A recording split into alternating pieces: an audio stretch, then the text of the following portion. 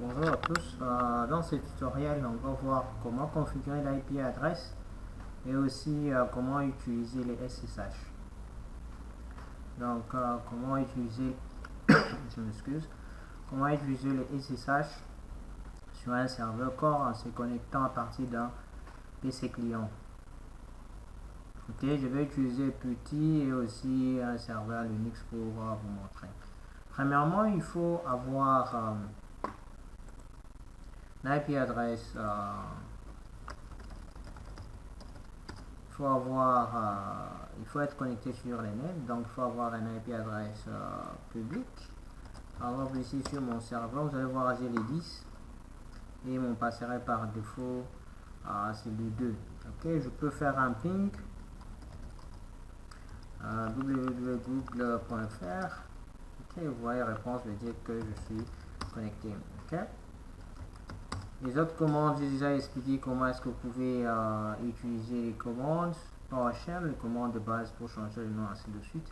Mais cette fois-ci, on va se focaliser juste sur le SSH et les IP adresses, comment configurer l'IP adresse. Ok. Vous avez cette commande ici, Windows Capability, ok, online, et il y a Windows Capability qui ont l'option online. Ok, ici on charge juste le nom qui commence par OpenSSH. Ok, c'est ça la commande. Donc je vais passer sur PowerShell. Ok, pour expliquer après, on va installer. Ça c'est juste get pour afficher. Ok, ça on va installer le service et on va démarrer le service. Ok. Et vous pouvez aussi les mettre que lorsque vous redémarrez un serveur, que le service puisse charger directement, okay, au démarrage. Si vous avez un pare-feu, vous devez mettre ces règles ici dans les pare-feux. Comme on n'a pas encore activé les pare-feux, je vais juste configurer jusque là, mais vous pouvez aussi taper les restes des commandes pour configurer, permettre au pare-feu de faire passer le SSH et son service qui est les daemons. Ok, voilà. Ok, ça c'est la commande remove cable online name OpenSSH. Si vous voulez chercher, si vous voulez le supprimer, vous utilisez cette commande. Vous voulez vous connecter sur Putty, ok, et sur un serveur Linux, ok, vous pouvez sur Windows utiliser le Putty, sur un serveur Linux utiliser le nom de l'administrateur et l'IP adresse. Ok. Voilà, je suis ici à get Windows. Ok, on patiente un peu. J'ai tapé OK. Capability, ok. Et puis online. Voilà. Il y a toute une liste qui va apparaître. Ok. Voilà, je vais arrêter. Alors, vous voyez ici directement, si vous voyez ici, j'ai OpenSSH 001 et 00 OpenSSH client, OpenSSH serveur. Ok, si je ne veux pas avoir tout ça, vous voyez, tout ça sont des drives que vous pouvez installer. Ok, si je ne veux pas, je peux faire ça et je dis point d'interrogation name, le nom like, et puis je dis open SSH. Ok, je mets astérisque pour dire que n'importe quel nom qui commence par OpenSSH, quel que soit le mot qui suit, il n'y a pas de problème est-ce que tu peux l'afficher. Ok, voilà, et vous affiche les deux ici. Ok, puis après on va installer maintenant. Ok, la commande installer, vous l'avez là-bas. Okay. Add Windows, donc je vais faire la même chose, je dis add Windows Capability. Ok, et online, et qu'est-ce que je dois mettre? Je dois mettre le nom du serveur. Ok, open ssh.serveur. Ok, 3 4 0.0.1.0. donc je suis là, j'installe celui-ci parce qu'il n'est pas présent. Ok, donc c'est la commande que j'ai utilisée ici. Ok, voilà. Et quand je termine, j'appuie sur Entrée. Voilà, et on va commencer à installer. Je fais une pause, quand il termine, on va continuer. Ok, voilà que on vient de l'installer. Je peux rappeler la commande. Ok, je peux rappeler la commande pour voir s'ils ont été installés. Ok, vous voyez maintenant qu'ils sont installés. Ok, comme ils sont installés, maintenant je vais configurer l'IP adresse et je dois d'abord démarrer les services. Faut pas oublier start service. Ok, SSHD. Ok, c'est le service. Faut démarrer les services. Ok.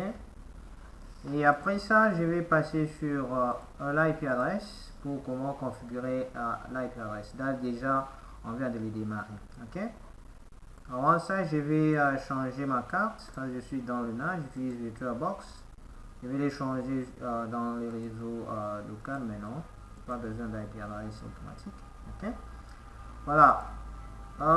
Concernant les IP adresses, si vous voulez avoir des IP adresses, ok, affiché, vous faites get net IP address, ok, il va vous afficher les IP adresses, ok, voilà, regardez ici, vous avez les IP adresses, regardez ici, par exemple ici, vous avez du 10, vous avez l'interface index, alias c'est le nom, ok, l'IP version 4 et d'autres options que vous avez là-bas, ok.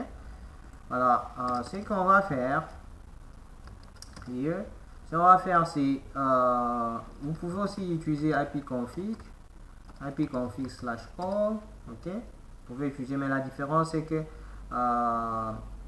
le get net IP address vous donne plus d'options que le ipconfig, ok. Maintenant, pour configurer l'IP adresse, vous avez les commandes qui sont là, ok. On va réduire un peu ici, ok. Vous avez les commandes qui sont là. Je vais les expliquer. J'ai dit par exemple, new veut dire new IP address, net IP address. Voilà la commande. Ok. Je vais créer quoi? New net address. Sur quelle interface? Par exemple, si j'ai plusieurs interfaces, ok. J'ai par exemple 3 ou 4 NIC, ok.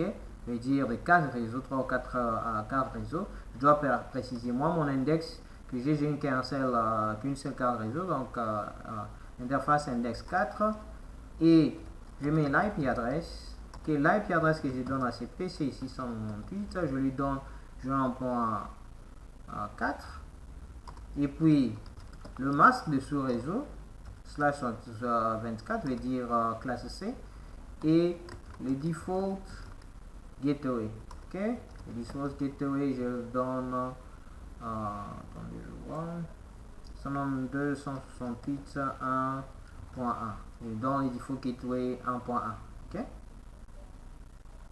voilà, ok, ça c'est les IP adresses, vous voyez directement on vient de le changer, ok. Vous pouvez vérifier, vous pouvez toujours vérifier ipconfig /all, ok, regardez les IP adresses qu'on vient de changer, ils sont là, ok, les IP adresses, ainsi de suite, ok. Là, je viens de mettre l'IP adresse. Si par exemple, je vais mettre le DNS client, je peux aussi l'ajouter, ok. Vous faites cette DNS client. Par exemple, ici, si je fais net IP adresse, ok, get net IP adresse, ok. On voit est-ce qu'on a un DNS serveur ici, ok. On n'a pas un DNS serveur, mais je peux toujours l'ajouter. On peut aussi vérifier sur ipconfig /all, ok.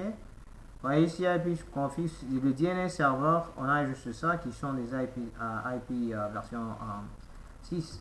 Donc je peux toujours l'ajouter, la même chose, 7.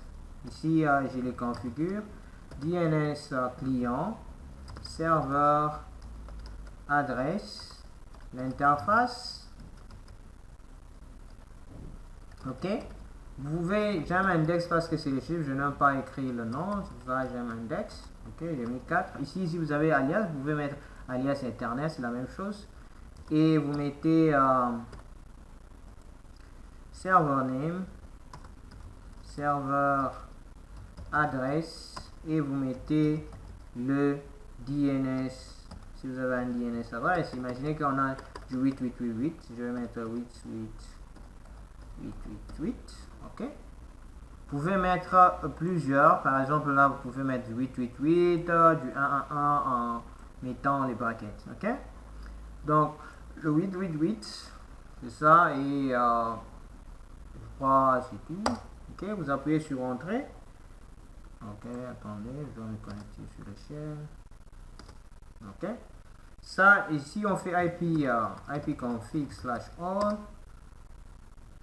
Voilà, il est où? Voilà, il est là, le 888. Ok.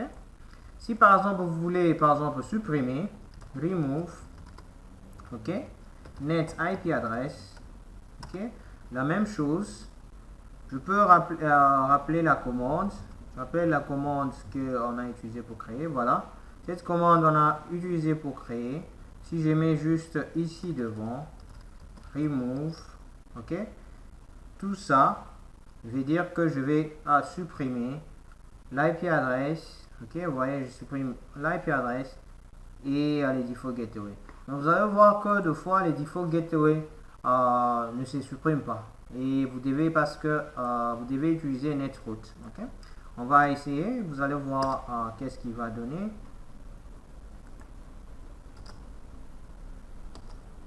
Ok, ici on vous demande, vous voulez supprimer, j'appuie sur Entrée, oui. On vous demande ici, regardez, destination, veut dire ça c'est du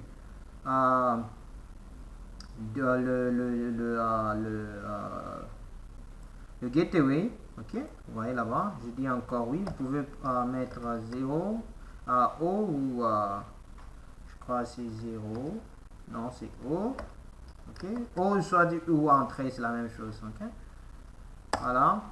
Et puis on vous dit net adresse, vous voulez supprimer les 1.4.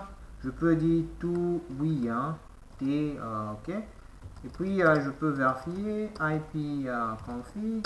Je vois un peu ce qu'on a supprimé. Regardez, on a supprimé le tout, le passerelle, le tout. Ok, ils sont partis. Ok, parce que ça c'est l'adresse IP, comme vous le voyez, et ils sont en masse de choix. Ok, et ici je vais get IP. Get net IP adresse, ok, et vous allez voir que, attendez, je le bouge un peu,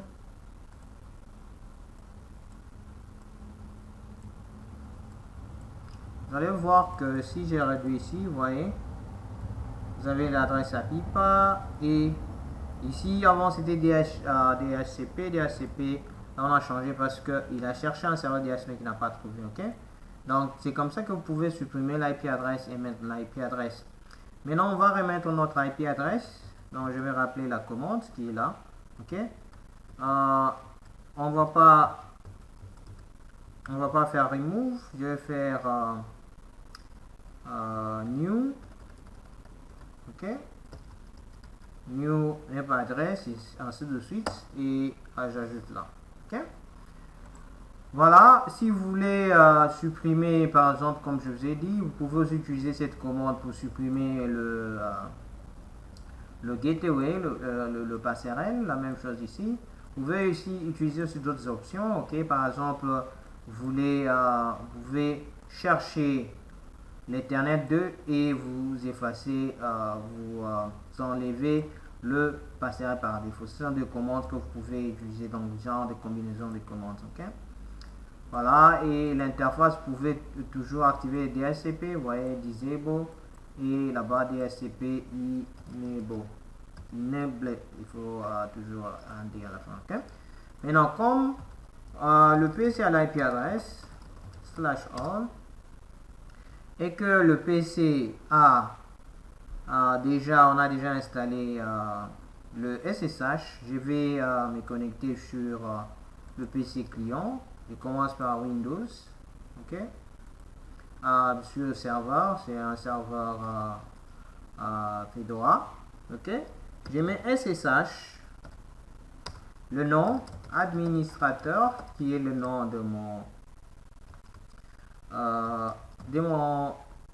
le nom sur les serveurs, ok. 1.4, ok. Normalement, ce n'est pas recommandé de faire SSH administrateur. Vous devez créer un autre utilisateur qui a le droit, ok, ou qui fait partie dans le groupe administrateur. Comme ça, même un pirate ne peut pas faire du SSH administrateur parce que par défaut, on sait que non, je peux faire du SSH administrateur. Mais vous pouvez par exemple changer de nom, mettre des restrictions que si quelqu'un fait du SSH administrateur, qu'on puisse refuser. Okay? Voilà. J'appuie sur Entrée. Voilà, on me demande d'encrypter. Je dis oui, yes. Voilà. Bon, on veut que j'écris yes comme ça. Voilà. Et puis je mets les mots de passe. Ok. Comme vous pouvez voir, je suis sur administrateur Windows Server. Je peux faire les commandes dire, vous voyez. Là, je suis sur les serveurs. Je me suis connecté sur le SSH sur. Je peux faire PowerShell. PowerShell. Ok, regardez ici, je suis sur le PowerShell aussi, à partir d'ici, ok. Je peux taper la commande clear, vous voyez même ici ça change, dire, ok, get net IP address, voilà, et vous avez ça, ok. Donc là, je suis sur le PC client, vous voyez, ça c'est sur les serveurs, je suis le PC client. Je vais faire une pause pour vous montrer comment vous pouvez vous connecter avec le Qt sur le Windows. Ok, voilà, je suis sur Windows. Ok, vous avez les Qt qui est installé. Et si je fais un ping au serveur, ping 192.168. 1.4, on va voir que il va faire, on va rejeter. Pourquoi? Parce que le serveur ne permet pas, ne répond pas au paquet ICMP, ok? Parce que vous pouvez faire du DOS facilement au serveur. Si vous envoyez beaucoup de ping au serveur, ok, le serveur risque de craquer, de crasher. C'est pour cela que les serveurs par défaut ne refusent pas, ils refusent de répondre au paquet ICMP. Okay? Mais sur les serveurs, vous pouvez faire un ping 102.168, 1.10. Ok, vous voyez qu'il répond. 1.10 c'est l'IP adresse de cette machine, vous voyez, ok, 1.10. Ok. Maintenant, je vais me connecter avec l'IP adresse du serveur 192.168. Je crois les serveurs c'est les 4. Voyons voir, les serveurs, oui, c'est les 4. Ok. Le SSH se connecte sur le port 22. Ok, open. Voilà, on me demande l'encryption, je dis yes. Login as administrateur. Ok. Le mot de passe de l'administrateur. Voilà. Ok. Là, je suis connecté, comme vous pouvez voir là-bas. Vous voyez, administrateur Windows, le nom de la machine, ainsi de suite. Ok. Je peux faire un dire pour que vous puissiez voir. Ok. Je peux entrer dans le PowerShell. Ok. Je suis là sur PowerShell. C'est très rapide en tout cas. Je suis sur PowerShell et puis dedans, je peux faire get net IP adresse. Ok. Voilà. Et vous avez l'IP adresse. Ok. Voilà. Vous avez l'IP adresse qui est là. Donc pour vous dire que là je suis connecté sur les serveurs. Alors si d'ici je peux get help. Vous pouvez taper la commande get help et vous avez des LED là-bas. On vous dit comment est-ce que vous pouvez utiliser cette commande. Ok. Donc c'est comme ça que vous pouvez utiliser les SSH et vous connecter sur les serveurs et vous pouvez taper les commandes qu'on a vues. Ok, merci beaucoup.